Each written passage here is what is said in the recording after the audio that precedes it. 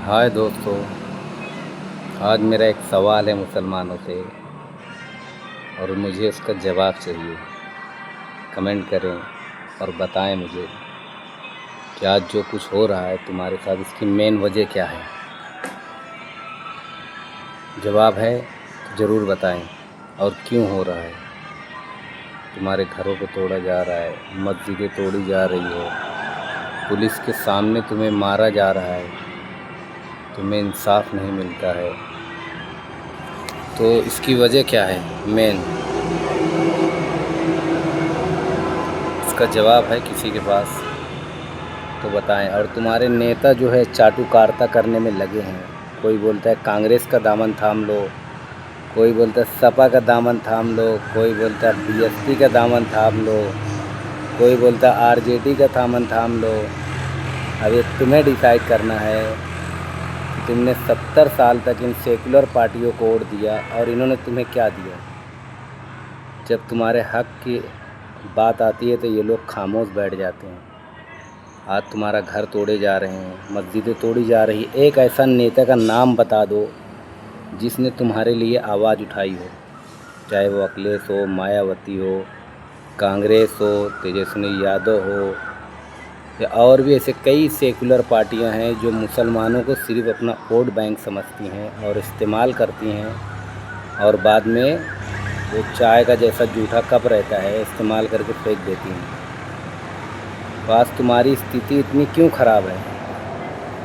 तुम सरकारी नौकरियों में नहीं हो, शिक्षा में नहीं हो, बिजनेस में नहीं हो, और आज तुम्हें नौकरियों से दूर किया जा रहा है, तुम्हारे धंधे बंद करवाए जा रहे हैं, तुम्हारा बाइकआउट किया जा रहा है और खुलेआम किया जा रहा है, मंच से किया जा रहा है। मगर कोई इसके लिए बोलने वाला नहीं है कि ऐसा क्यों हो रहा है।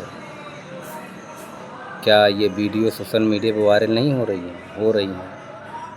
क्या लोग देख नहीं रहे हैं? सब देख रहे हैं, मगर तुम्हारे लिए कोई बोलने वाला नहीं है और बोलेंगे भी नहीं। अब चुनाव आएगा तो बताएंगे तुमको बीजेपी को हराना है, बीजेपी जीत जाएगी, ये हो जाएगा, वो हो जाएगा। तुम 70 साल से सिर्फ हराते आ रहे हो। तुमने जीतने का कभी सोचा ही नहीं कि हमको भी जीतना है।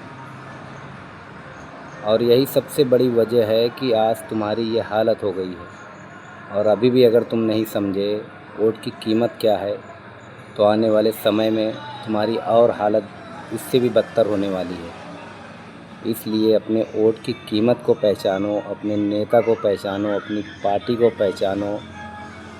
तुम्हारे लिए कौन आवाज़ उठा रहा है? कोई है उठाने वाला?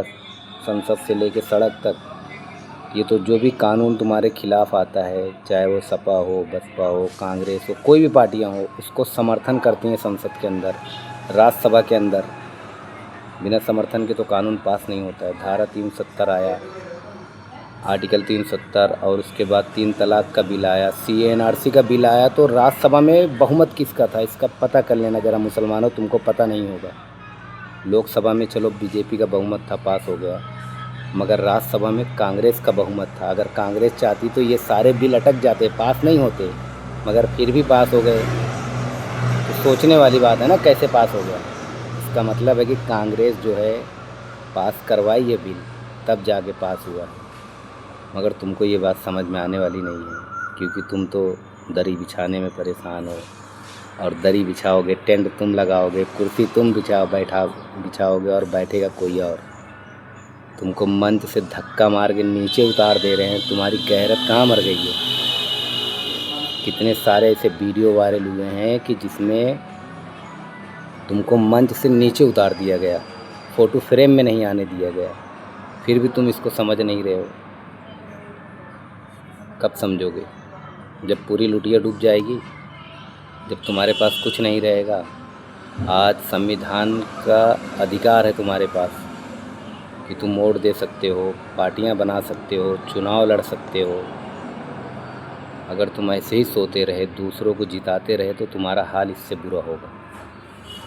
इसलिए पूरी वीडियो को देखें और मेरी बात को समझें और ध्यान से इसको ध्यान दें क्योंकि तुम्हारा एक भी न्यूज़ चैनल नहीं है नेशनल लेवल का जो तुम्हारी आवाज़ उठा सके, इन लोगों को गोदी मीडिया को काउंटर कर सके। है कोई नहीं है। तुम्हारी एक भी पार्टी नहीं है। क्यों नहीं है?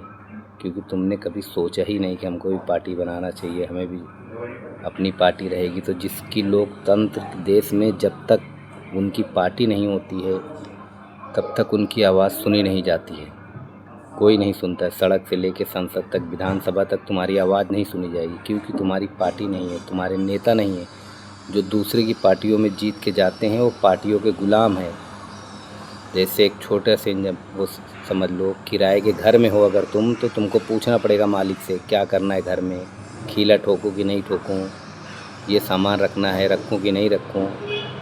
तो ऐसे इन पार्टियों में है। अगर तुम्हारे लोग जीत के गए हैं तो जो पार्टी बोलती है उसको ही करते हैं ये लोग। तुम्हारे लिए कोई आवाज़ नहीं उठाता है। क्या कांग्रेस में नहीं है? सपा में नहीं है? है ना हर पार्टियों में। क्यों नहीं तुम्हारे लिए विधानसभा के अंदर बोलते हैं, लोकसभा के अंदर बोलते हैं, राज्यसभा के अंदर बोलते हैं? बोलते हैं? नहीं बोलते, क्योंकि उनको अपनी कुर्सी प्यारी है। उनको तुमसे कोई लेना लादना नहीं है, चाहे तुम कितनी भी बुरी स्थिति तुम्हारी हो जाए।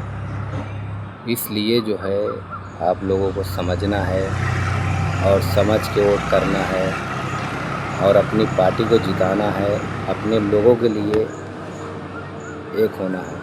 जो वोट तुम्हारे बढ़ जाते हैं, वोट बांटना नहीं है, एक जगह वोट करना है। जब एक जगह वोट करोगे तो तुम्हारी ताकत पता चलेगा। जब तुम्हारी ताकत पता चलेगी तो हर पार्टी को तुम्हारी बात मानना पड़ेगा। आज हर सबसे गठबंधन कर रहे हैं पार्टियाँ लोग, मगर तुम्हारी पार्टियों से गठबंधन नहीं करते हैं।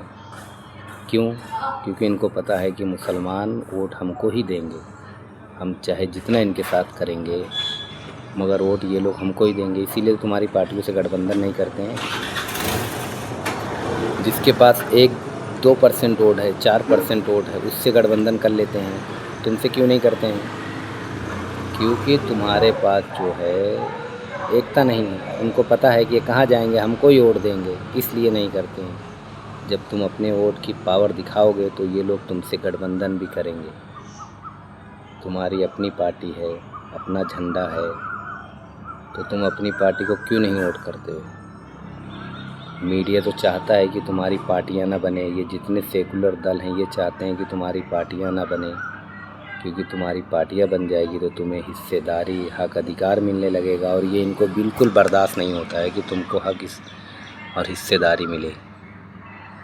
इसलिए जो है अपने दिमाग की बत्ती जलाओ और जो है समझ सोच के वो करो। आज एक ही पार्टी है जो तुम्हारे लिए आवाज़ उठा रही है, वो है MIM, असदुद्दीन अवैसी। और कौन है जो तुम्हारे लिए बोल रहा है? आवाज़ वो उठा रहा है, सब कुछ वो तुम्हारे लिए कर रहा है। और वोट ये लोग लेंगे जो तुम्हारे मुद्दे पे खामोश हो जाते हैं। तुम्हें सड़कों पे मारा जाता है, तुम्हारा घर तोड़ा जाता है, मस्जिदें तोड़ी जाती है, और ये लोग चुपचाप बैठे रहते हैं। बोलते हैं अखिलेश का एक बता दो जो अखिलेश ने बोला हो तुम्हारे पक्ष में।